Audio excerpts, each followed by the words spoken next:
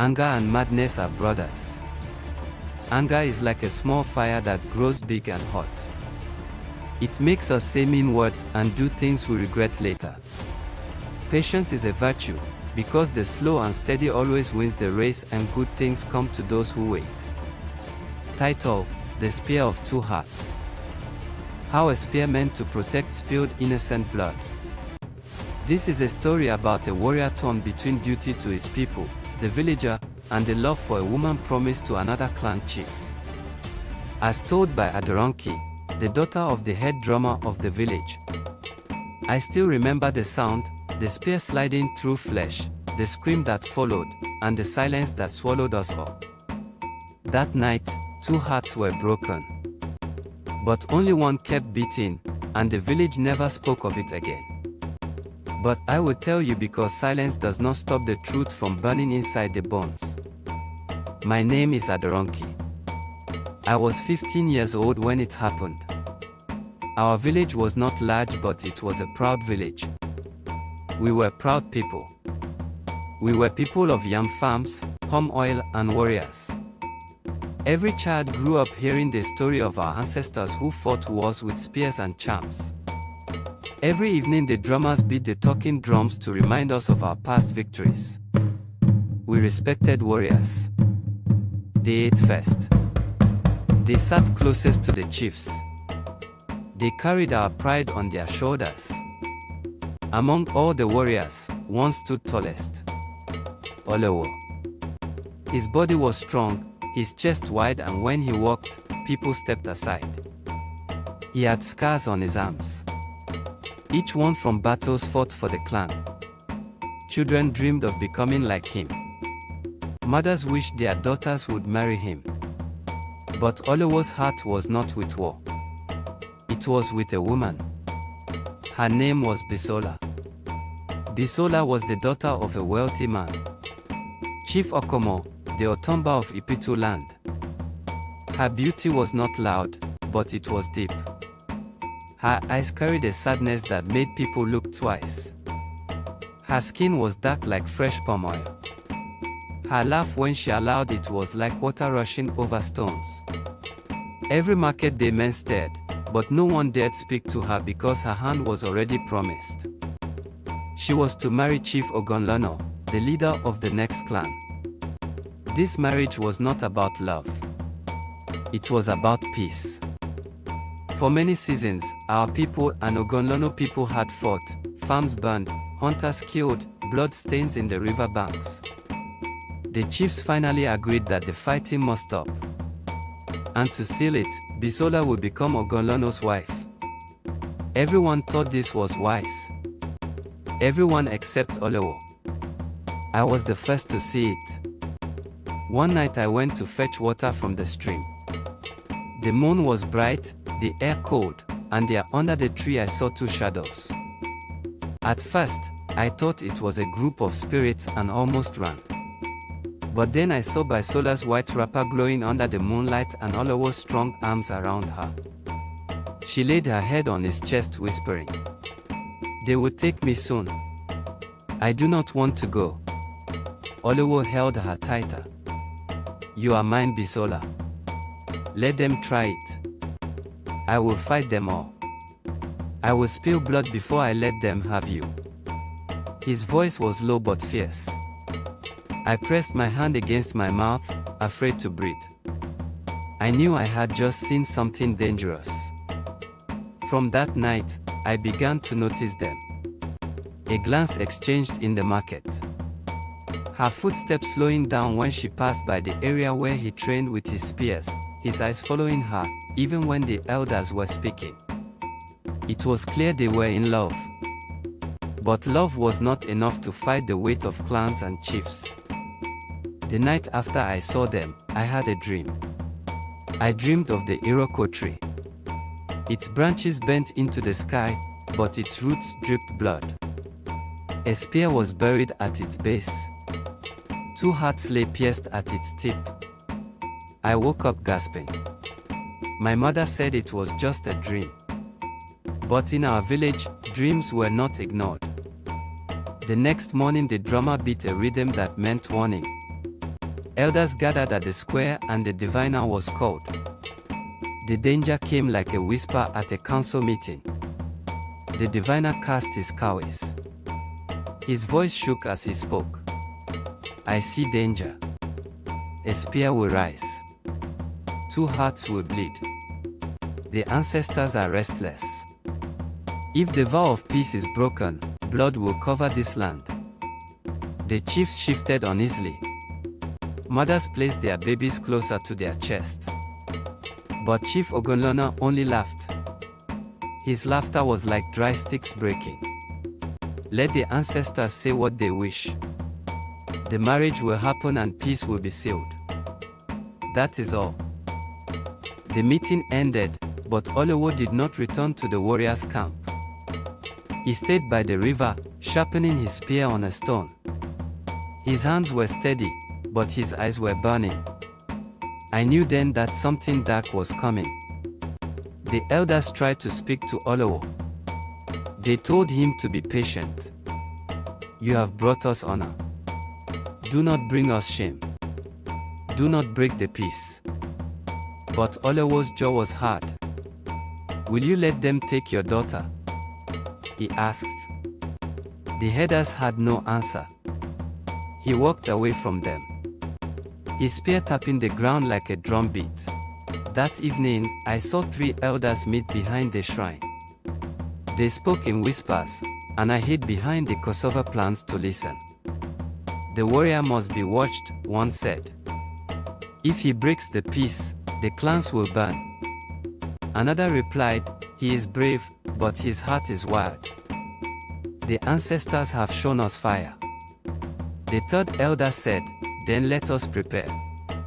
If he disobeys, we will call on the earth itself to stop him.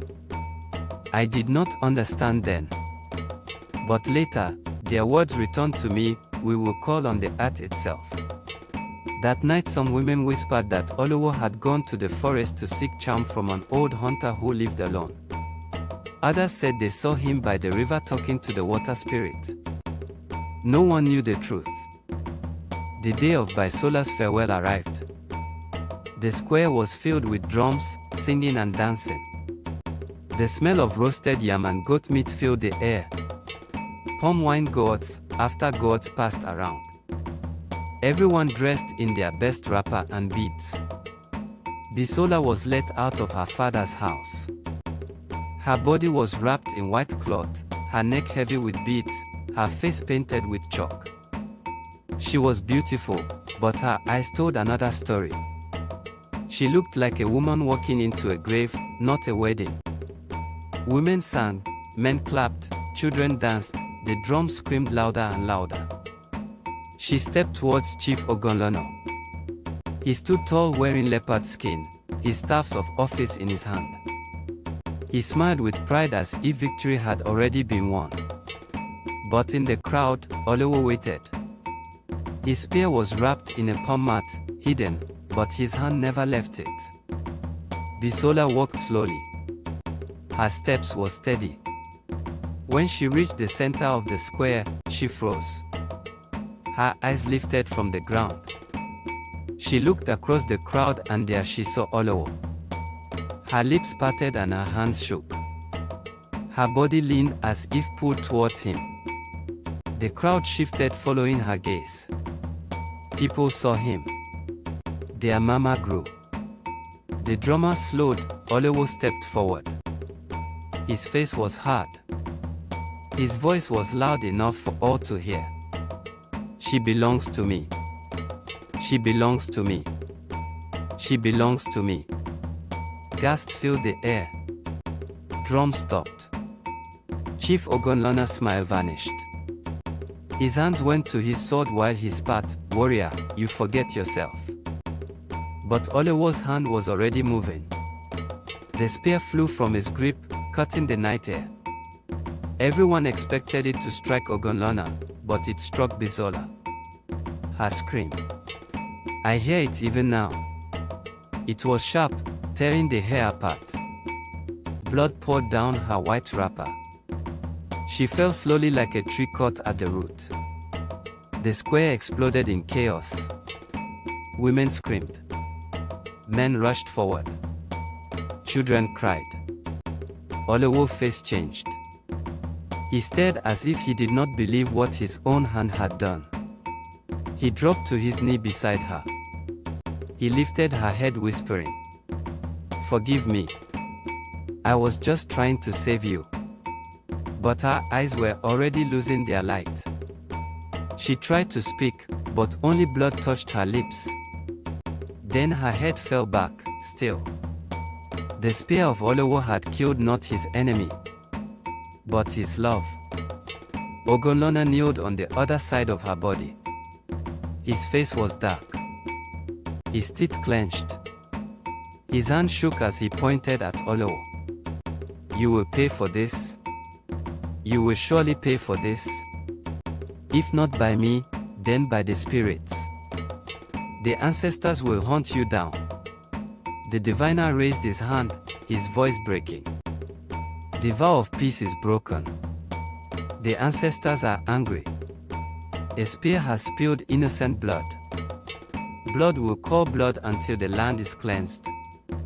The crowd wailed. The drummers dropped their sticks. The square was filled with the sound of grief. That night the peace between the clan ended. No one slept. The wailing of women rose into the dark sky. Men sharpened their machetes. Children clung to their mothers. In Bisola's father's compound, her body laid on a mat. Candles burned. Her mother beat her chest and hair until she fainted. I crept near the tree where Olowo was tied. He sat silently, eyes fixed on the ground. "They will kill you," I whispered. He did not look at me. "They already have," he said softly. That night, the peace between the clans ended. Morning came with heavy silence. When people went to the river, they found the water red, not with blood, but with color that no one could explain. Fish floated lifeless, their bellies up. The elders said the land itself was mourning. Chief Ogonlona returned to his people with anger. He promised revenge. Our chiefs gathered weapons, "Get prepared and ready for war." Olowo did not resist. When the elders tied him to the iroko tree, he sat still, his eyes empty. He did not fight. Some wanted him stoned to death. Others wanted him burned. They said he had brought shame and blood upon the tribe. Olowo did not fight. He only said, "I loved her. If love is a crime, then let the spirits judge me." Before dawn, the drummers gathered in the village square. They beat their drums in a slow, heavy rhythm, the rhythm of judgment. Each beat sounded like a heart breaking. People came out of their huts, faces pale. Some shouted for his death, others wept. The diviner threw his cowries again. When they landed, they formed the shape of two hearts split by a spear. He whispered, "The ancestors have spoken. His punishment will not come from men." So the elders decided, tie him to the iroko tree. Let the spirits take what belongs to them. At night, I passed by the tree. He was there, tied, head bent. But in the morning, he was gone. The ropes were still tied to the tree, but his body had vanished. No footprints, no broken ropes. Nothing. Some said Ogonlona men freed him and took him away. Some said the spirit came for him. Some said he still walks carrying the spear, searching for Bisola's spirit. Weeks later, children claimed to hear a man's voice near the forest at night. "Bisola, Bisola, Bisola," they said he called. Hunters swore. They saw a tall warrior with a spear walking without sound. His eyes empty. The elders told us to stay away from the iroko tree. They said Olowo's spirit or his body or something was still lingered there. In the ground right under the same tree, the spear of two hearts buried halfway down. Children, I tell you this because I saw it. I saw love turn into death. I saw a spear meant to protect became a spear that destroyed. I saw clans fall back into war because of two hearts that could not let go of each other. This is not just a scary story about spirits and tragedy in the forest.